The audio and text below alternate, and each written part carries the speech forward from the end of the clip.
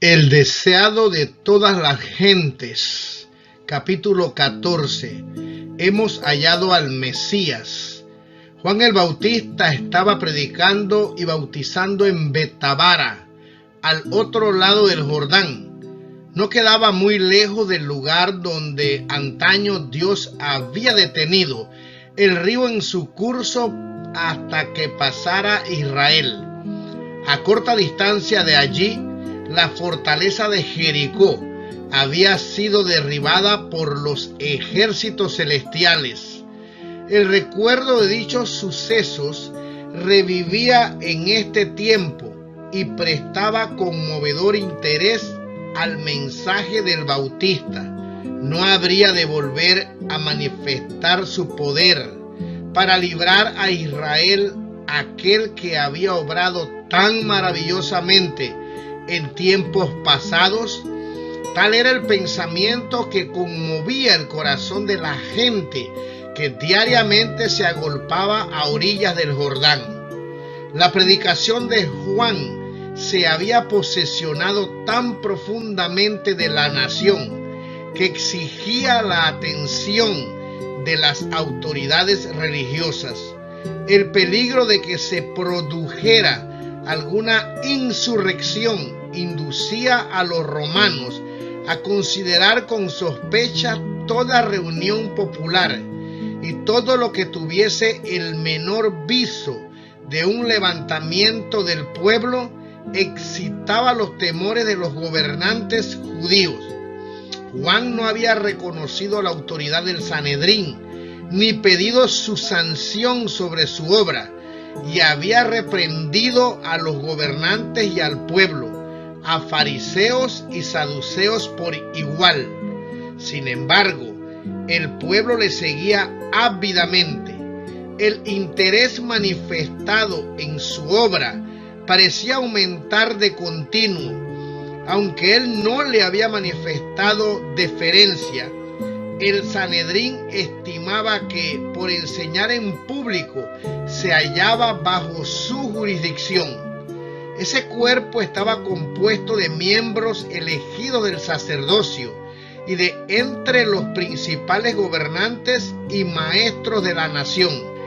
El sumo sacerdote era quien lo presidía por lo general. Todos sus miembros debían ser hombres de edad provecta, aunque no demasiado ancianos, hombres de saber, no solo versados en la religión e historia de los judíos, sino en el saber general. Debían ser sin defecto físico y hombres casados y además padres, pues así era más probable que fuesen humanos y considerados. Su lugar de reunión era un departamento anexo al templo de Jerusalén. En el tiempo de la independencia de los judíos, el Sanedrín era la corte suprema de la nación y poseía autoridad secular, tanto como eclesiástica. Aunque en el tiempo de Cristo se hallaba subordinado a los gobernadores romanos, ejercía todavía una influencia poderosa en los asuntos civiles y religiosos. Era difícil para el Sanedrín postergar la investigación de la obra de Juan. Algunos recordaban la revelación dada a Zacarías en el templo y su profecía de que su hijo sería el heraldo del Mesías. En los tumultos y cambios de 30 años, estas cosas habían sido en gran parte olvidadas. Ahora la conmoción ocasionada por el ministerio de Juan las traía a la memoria de la gente. Hacía mucho que Israel no había tenido profeta. Hacía mucho que no se había realizado una reforma como la que se presenciaba. El llamamiento a confesar los pecados parecía nuevo y sorprendente. Muchos de entre los dirigentes no querían ir a oír las invitaciones y denuncias de Juan, por temor a verse inducidos a revelar los secretos de sus vidas. Sin embargo, su predicación era un anuncio directo del Mesías. Era bien sabido que las 70 semanas de la profecía de Daniel, que incluían el advenimiento del Mesías, estaba por terminar y todos anhelaban participar en esa era de gloria nacional que se esperaba para entonces. Era tal el entusiasmo popular que el Sanedrín se vería pronto obligado a sancionar o rechazar la obra de Juan. El poder que dicha asamblea ejercía sobre el pueblo estaba ya decayendo. Era para ella un asunto grave saber cómo mantener su posición. Esperando llegar a alguna conclusión, enviaron al Jordán una delegación de sacerdotes y levitas para que se entrevistaran con el nuevo maestro. Cuando los delegados llegaron, había una multitud congregada que escuchaba sus palabras con aire de autoridad, destinado a impresionar a la gente y a inspirar deferencia al profeta. Llegaron los altivos rabinos. Con un movimiento de respeto, casi de temor, la muchedumbre les dio paso. Los notables, con lujosa vestimenta y con el orgullo de su posición y poder, se llegaron ante el profeta del desierto. ¿Tú quién eres?, preguntaron. No soy yo el Cristo, contestó Juan, sabiendo lo que ellos pensaban. ¿Qué pues? ¿Eres tú Elías? No soy. ¿Eres tú el profeta? No. Pues ¿quién eres?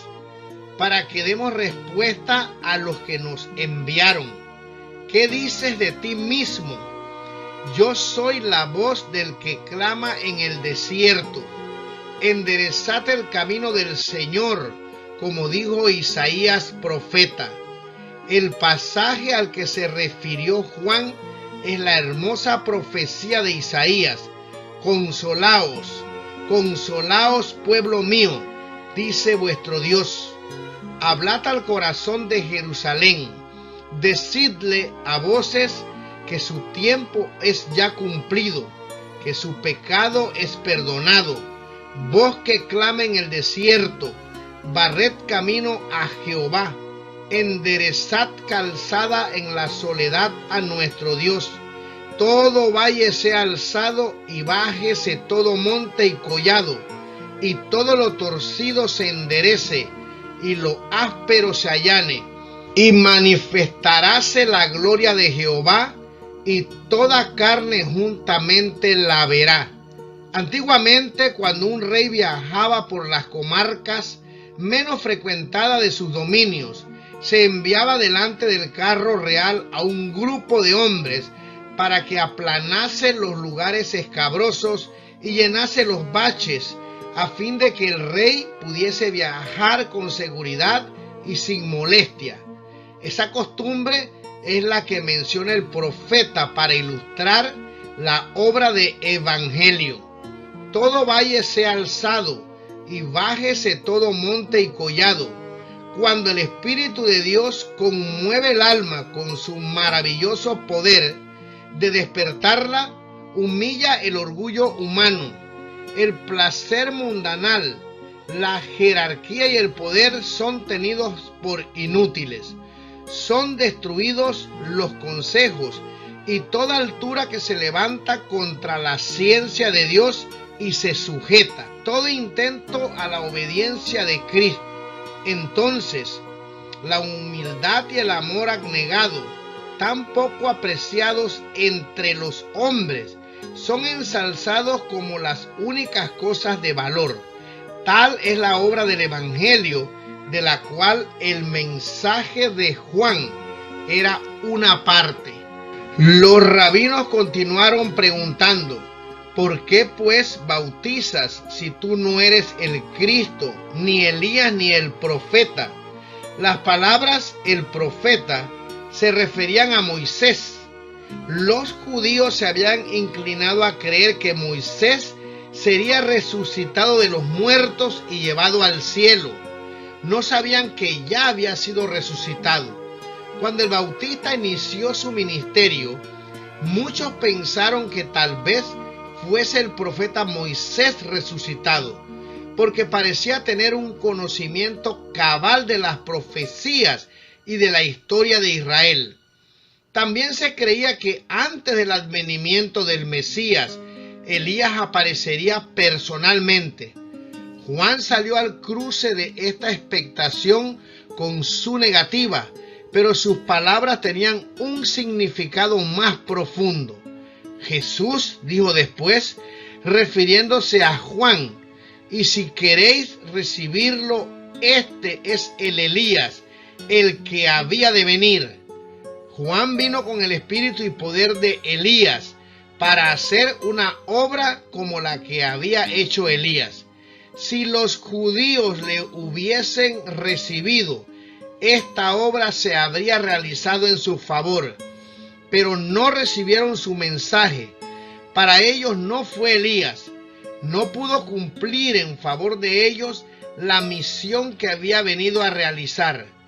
Muchos de los que estaban reunidos al lado del Jordán habían estado presentes en ocasión del bautismo de Jesús, pero la señal dada entonces había sido manifiesta para unos pocos de entre ellos. Durante los meses precedentes, durante el ministerio del Bautista, muchos se habían negado a escuchar el llamamiento al arrepentimiento. Así habían endurecido su corazón y oscurecido su entendimiento. Cuando el cielo dio testimonio a Jesús en ocasión de su bautismo, no lo percibieron. Los ojos que nunca se habían vuelto con fe hacia el invisible no vieron la revelación de la gloria de Dios. Los oídos que nunca habían escuchado su voz no oyeron las palabras del testimonio. Así sucede ahora. Con frecuencia, la presencia de Cristo y de los ángeles ministradores se manifiesta en la asamblea del pueblo, y sin embargo, muchos no lo saben, no disciernen nada insólito, pero la presencia del Salvador se revela a algunos. La paz y el gozo animan su corazón, son consolados, estimulados y bendecidos. Los diputados de Jerusalén habían preguntado a Juan: ¿por qué pues bautizas? Y estaban aguardando su respuesta. Repentinamente, al pasar Juan la mirada sobre la muchedumbre, sus ojos se iluminaron, su rostro se animó, todo su ser quedó conmovido por una profunda emoción. Con la mano extendida exclamó: yo bautizo con agua, pero en medio de vosotros está uno a quien no conocéis, él mismo que viene después de mí, a quien yo no soy digno de desatar la correa de sus zapatos. El mensaje que debía ser llevado al Sanedrín era claro y inequívoco. Las palabras de Juan no podían aplicarse a otro sino al Mesías prometido. Este se hallaba entre ellos. Con asombro, los sacerdotes y gobernantes miraban en derredor suyo, esperando descubrir a aquel de quien había hablado Juan, pero no se le distinguía entre la multitud. Cuando en ocasión del bautismo de Jesús, Juan le enseñó como el Cordero de Dios, una nueva luz resplandeció sobre la obra del Mesías. La mente del profeta fue dirigida a las palabras de Isaías: como cordero fue llevado al matadero. Durante las semanas que siguieron, Juan estudió con nuevo interés las profecías y la enseñanza de la ceremonia de los sacrificios. No distinguía claramente las dos fases de la obra de Cristo, como sacrificio doliente y como rey vencedor, pero veía que su venida tenía un significado más profundo que el que discernían los sacerdotes y el pueblo. Cuando vio a Jesús entre la muchedumbre, al volver él del desierto, esperó confiadamente que daría al pueblo alguna señal de su verdadero carácter. Casi impacientemente esperaba oír al Salvador declarar su misión, pero Jesús no pronunció una palabra ni dio señal alguna. No respondió al anuncio que hiciera el Bautista acerca de él, sino que se mezcló con los discípulos de Juan, sin dar evidencia externa de su obra especial, ni tomar medidas que lo pusiesen en evidencia. Al día siguiente, Juan vio venir a Jesús con la luz de la gloria de Dios descansando sobre él. El profeta extendió las manos diciendo: He aquí el Cordero de Dios que quita el pecado del mundo. Este es del que dije: tras mí viene un varón, el cual es antes de mí, y yo no le conocía, mas para que fuese manifestado a Israel. Por eso vine yo bautizando con agua.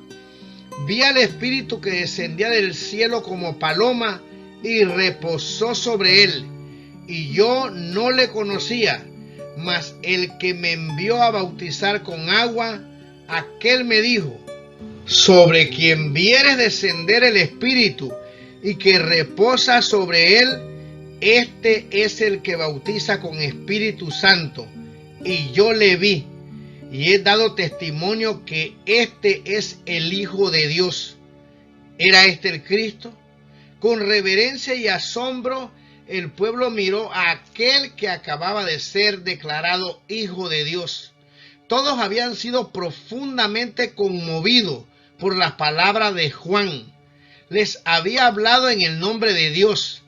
Le había escuchado día tras día mientras reprendía sus pecados, y diariamente se había fortalecido en ellos la convicción de que era enviado del cielo. Pero ¿quién era este mayor que Juan el Bautista? En su porte e indumentaria, nada indicaba que fuese de alta jerarquía. Aparentemente era un personaje sencillo, vestido como ellos, con la humilde vestimenta de los pobres.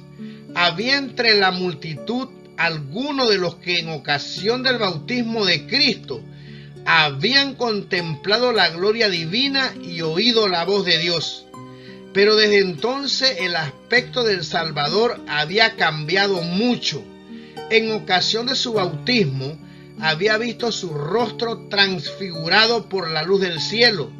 Ahora, pálido, cansado y demacrado, fue reconocido únicamente por el profeta Juan. Pero al mirarle la gente vio un rostro donde la compasión divina se aunaba con la conciencia del poder.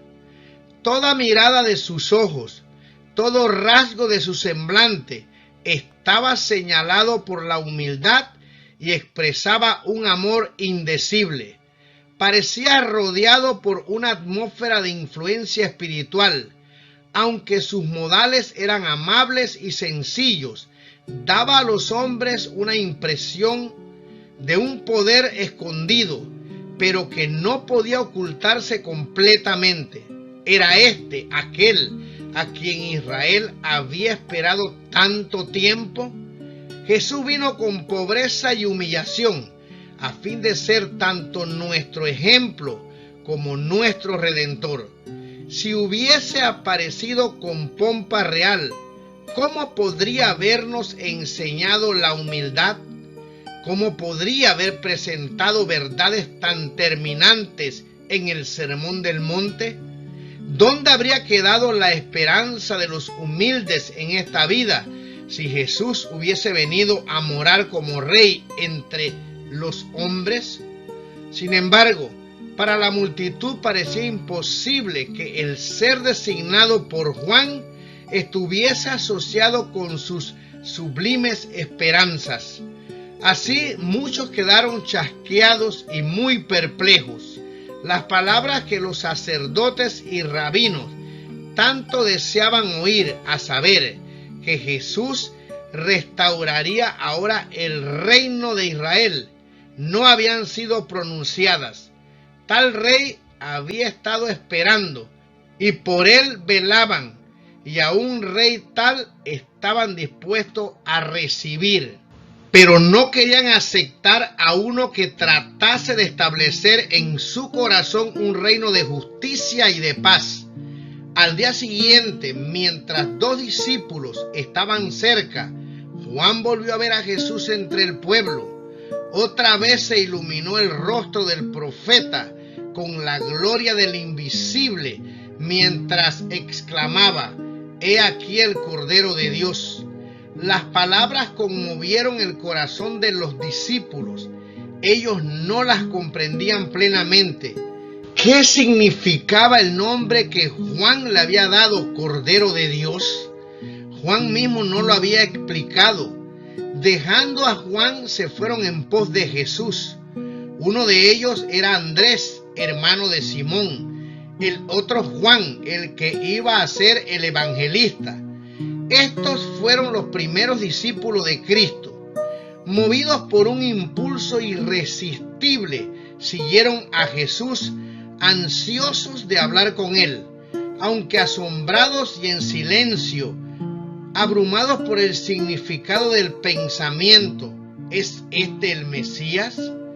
Jesús sabía que los discípulos le seguían. Eran las primicias de su ministerio, y había gozo en el corazón del Maestro Divino al ver a estas almas responder a su gracia.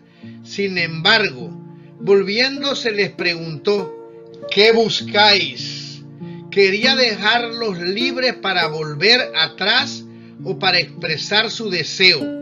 Ellos eran conscientes de un solo propósito. La presencia de Cristo llenaba su pensamiento. Exclamaron: Rabí, ¿dónde moras? En una breve entrevista a orillas del camino, no podían recibir lo que anhelaban. Deseaban estar a solas con Jesús, sentarse a sus pies y oír sus palabras. Decirles: venid y ved. Vinieron y vieron dónde moraba y quedáronse con él aquel día. Si Juan y Andrés hubiesen estado dominados por el espíritu incrédulo de los sacerdotes y gobernantes, no se habrían presentado como discípulos a los pies de Jesús. Habrían venido a él como críticos para juzgar sus palabras. Muchos cierran así la puerta a las oportunidades más preciosas. No sucedió así con estos primeros discípulos. Habían respondido al llamamiento del Espíritu Santo, manifestando en la presencia de Juan el Bautista. Ahora reconocían la voz del Maestro Celestial. Para ellos las palabras de Jesús estaban llenas de refrigerio, verdad y belleza. Una iluminación divina se derramaba sobre las enseñanzas de las Escrituras del Antiguo Testamento. Los multilaterales temas de la verdad se destacaban con una nueva luz. Es la contrición, la fe y el amor lo que habilita al alma para recibir sabiduría del cielo. La fe obrando por el amor es la llave del conocimiento, y todo aquel que ama conoce a Dios. El discípulo Juan era de afectos sinceros y profundos, aunque de naturaleza contemplativa. Había empezado a discernir la gloria de Cristo, no la pompa mundanal ni el poder que se le había enseñado a esperar, sino la gloria como del unigénito del Padre, lleno de gracia y de verdad. Estaba absorto en la contemplación del maravilloso tema. Andrés trató de impartir el gozo que llenaba su corazón. Yendo en busca de su hermano Simón, exclamó: «Hemos hallado al Mesías». Simón no se hizo llamar dos veces. Él también había oído la predicación de Juan el Bautista y se apresuró a ir al Salvador. Los ojos de Jesús se posaron sobre él. leyendo su carácter y su historia, su naturaleza impulsiva, su corazón amante y lleno de simpatía, su ambición y confianza en sí mismo, la historia de su caída, su arrepentimiento, sus labores y su martirio. El Salvador lo leyó todo y dijo: tú eres Simón, hijo de Jonás, tú serás llamado Cefas, que quiere decir piedra. El siguiente día quiso Jesús ir a Galilea y halla a Felipe, al cual dijo: sígueme.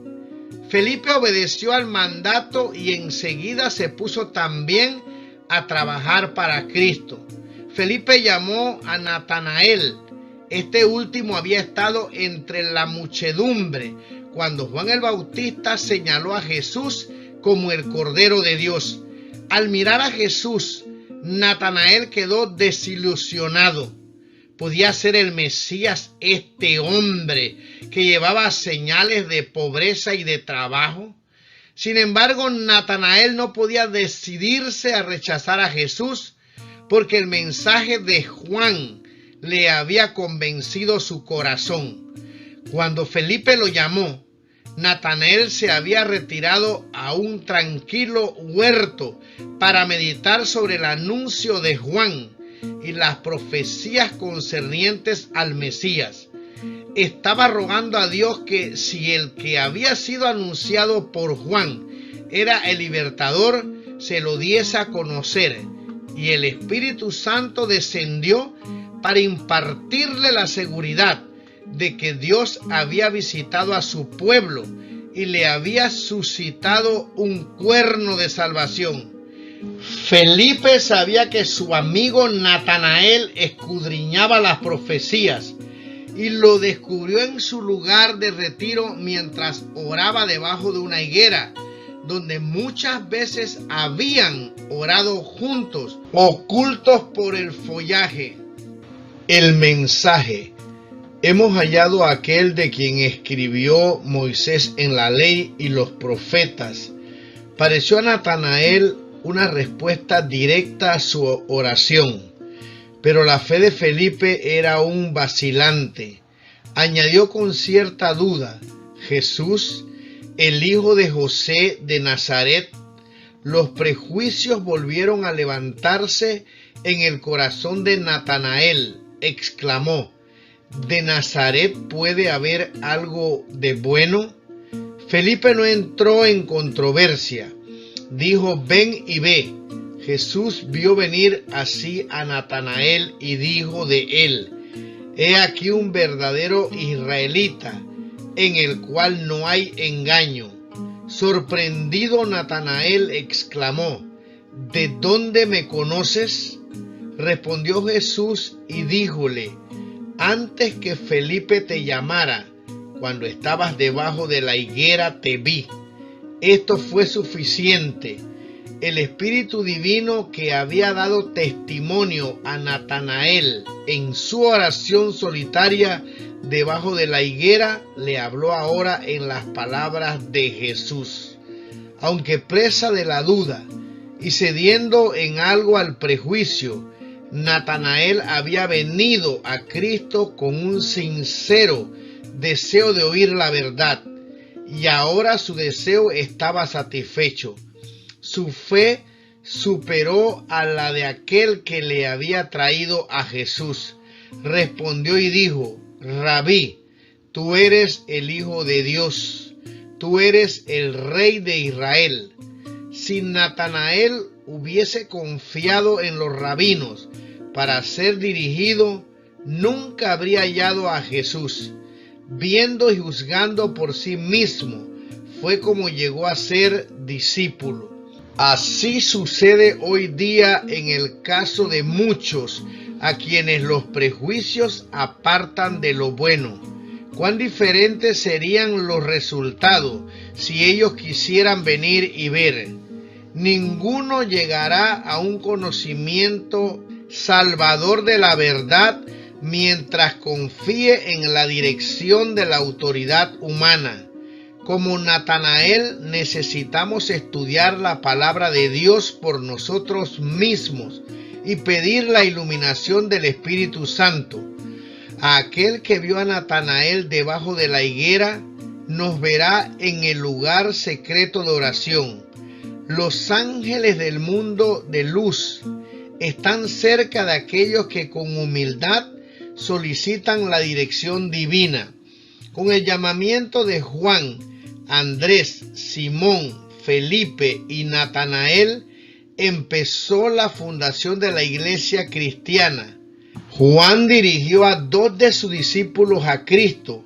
Entonces uno de estos, Andrés, halló a su hermano y lo llevó al Salvador. Luego Felipe fue llamado y buscó a Natanael. Estos ejemplos deben enseñarnos la importancia del esfuerzo personal, de dirigir llamamientos directos a nuestros parientes, amigos y vecinos. Hay quienes durante toda la vida han profesado conocer a Cristo y sin embargo no han hecho nunca un esfuerzo personal para traer siquiera un alma al Salvador. Dejan todo el trabajo al predicador.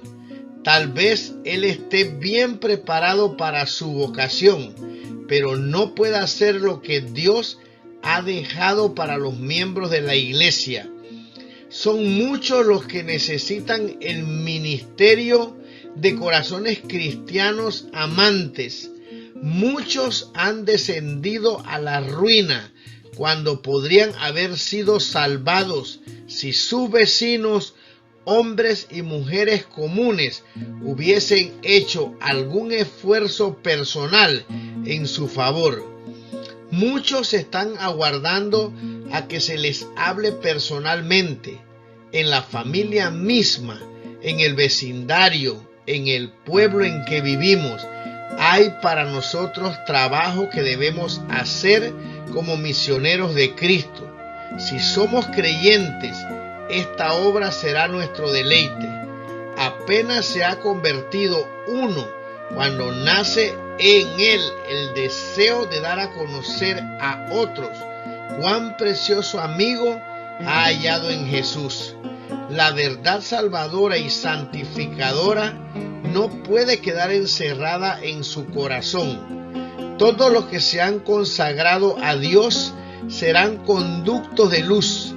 Dios los hace agentes suyos para comunicar a otros las riquezas de su gracia. Su promesa es: y daré a ellas y a los alrededores de mi collado bendición, y haré descender la lluvia en su tiempo. Lluvias de bendición serán. Felipe dijo a Natanael: ven y ve. No le pidió que aceptase el testimonio de otro, sino que contemplase a Cristo por sí mismo. Ahora que Jesús ascendió al cielo, sus discípulos son sus representantes entre los hombres, y una de las maneras más eficaces de ganar almas para Él consiste en ejemplificar su carácter en nuestra vida diaria. Nuestra influencia sobre los demás no depende tanto de lo que decimos como de lo que somos. Los hombres pueden combatir y desafiar nuestra lógica, pueden resistir nuestras súplicas, pero una vida de amor desinteresado es un argumento que no pueden contradecir. Una vida consecuente, caracterizada por la mansedumbre de Cristo, es un poder en el mundo. La enseñanza de Cristo fue la experiencia de una convicción íntima y de la experiencia, y los que aprenden de Él llegarán a ser maestros según el orden divino. La palabra de Dios pronunciada por aquel que haya sido santificado por ella tiene un poder vivificador que la hace atrayente para los oyentes y los convence de que es una realidad viviente. Cuando uno ha recibido la verdad con amor, lo hará manifiesto en la persuasión de sus modales y el tono de su voz. Dará a conocer lo que él mismo oyó, vio y tocó de la palabra de vida, para que otros tengan comunión con él por el conocimiento de Cristo. Su testimonio de labios tocados por un tizón ardiente del altar es verdad para el corazón dispuesto a recibirlo y santifica el carácter. Y el que procura dar la luz a otros será él mismo bendecido. Habrá lluvias de bendición. El que riega será él mismo regado.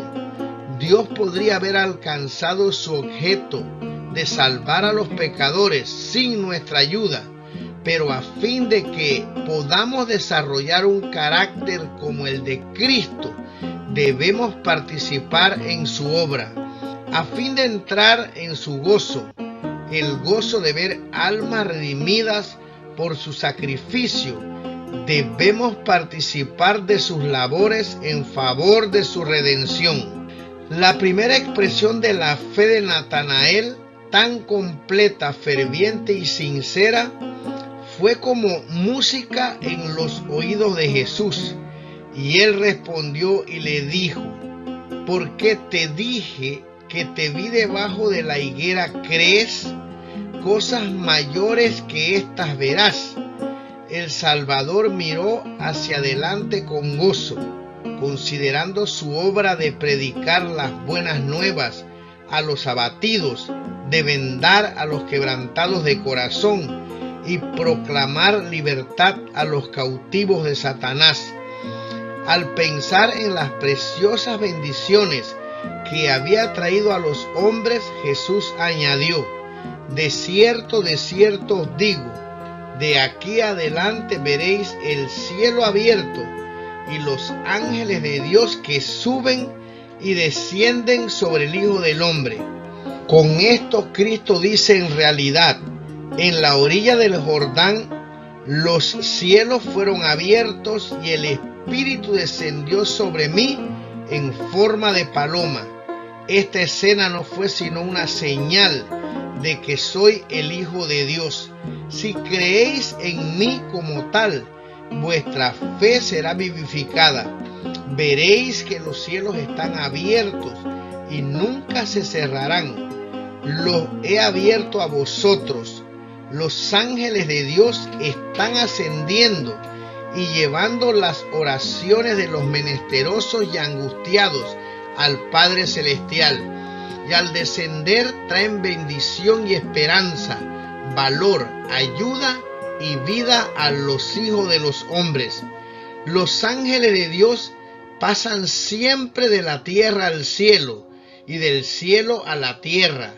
Los milagros de Cristo en favor de los afligidos y dolientes fueron realizados por el poder de Dios mediante el ministerio de los ángeles, y es por medio de Cristo, por el ministerio de sus mensajeros celestiales, como nos llega toda bendición de Dios.